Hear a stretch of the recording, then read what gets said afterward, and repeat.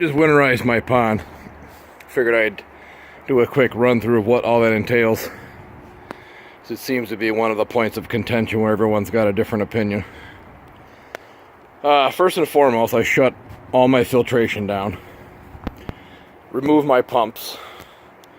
Drain them, put them somewhere away so they don't freeze up out here. The reason I shut everything down is my water temperatures at the bottom 4 feet down, depending on the weather, typically run about 35 to 45 degrees on average throughout the winter. And that's with an air temperature of 30 to 20 below, give or take. Anytime you expose this water to air, it's going to try to drop that water to equilibrate with the air temperature. So if you've got 40 degree pond water, you're now exposing it to 15 degree air, you're cooling your pond. It's not doing any benefit. You have so little biological going on bacteria-wise in the winter because of the water temps that you're counterproductively just super cooling your pond.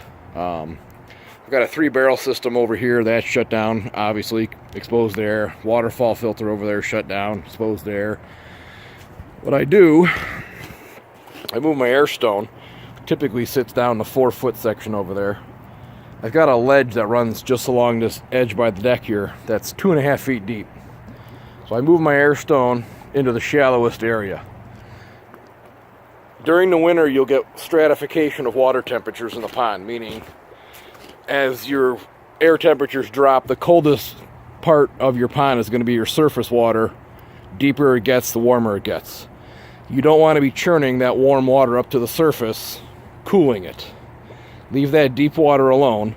Put your aerator in the shallow section so it keeps the hole in the ice open for gas exchange. I've got a 1500 watt heater down here, which really is a joke on a 6,000 gallon pond. But it's placed a foot or two away from my air stone. We have had a couple 20 below snaps where this will damn near close itself off. If I flip that heater on, it churns that warm air from the heater right to the surface here and will open that hole up to about 8-10 feet diameter, real quick like. So it's there more or less as a fail-safe. It's on a remote. I can control it from inside.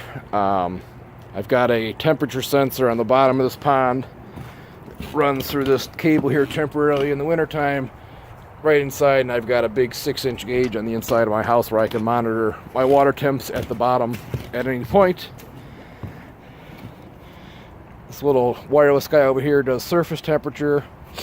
He doesn't like the wintertime and only works a little bit, but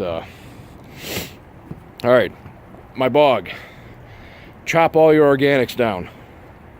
One way or another, get them out of there. If they sit there all winter long, your DOC content come spring is going to be through the ceiling, and your nitrates are also going to follow. Dissolved organic content, DOC. Leaves. I haven't vacuumed it yet. It's supposed to be warmer tomorrow. Maybe I'll do that then. Vacuum all your leaves out. Just get all your organics as much as possible out before everything freezes over. That's my bog. That huge pile over there is what I just chopped out of my bog. I'll show you my mint. This amazes me every fall when I tear this mint out. And I rip it out, all but all of it. I mean, I leave a couple little sprigs of mint. And throughout the summer, this is the root mass. Look at that. Flip this over. Look at that root mass that develops. It's like 6 inches thick. Probably weighs 75 pounds. It's just a big mat of mint. The stuff is fantastic. It grows like kudzu. And every year I rip out 60, 70 pounds of it. And every fall it's back. Got a couple of lilies I got to chop down yet. Feeding. Another thing people argue about. Do not feed below 50 degrees. Period. People say, but my fish will eat. Yeah, of course they'll eat. They're carp. They're bottomless pits. They'll eat. The food will sit in their digestive tract. They won't process it. It rots. They die. So, again, not doing your fish any favors by feeding them. You should have already switched them on to wheat germ food when your water temps got below 60. Wheat germ digests way easier for them. They're able to process it and move it through their system before they slow down and start getting into hibernation state. I haven't fed these guys in 2 months. They probably won't eat till end of March, beginning of April. And amazingly, somehow when I check on them in spring, they'll have put 2 or 3 inches on. Now, it's not that they're not eating. They're nibbling on whatever algae is in there. String algae will grow in any condition ever. Pretty sure Mariana Trench, 3,000 degrees Celsius, negative, there's algae growing. There's algae in here all winter long. They nibble on it. They can process it. It doesn't hurt them. Just don't feed them. I think that's it. So, I just shut that waterfall down, so I'm guessing tonight that whole end will be all iced over now that the water has stopped moving.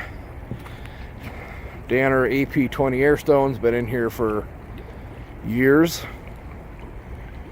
Sits under the deck right about there. I never even know it's on. I don't hear it. It just works. So yeah, that's the scoop. Winterized pond. I got a couple customers I got to go do the same thing for their ponds. Later.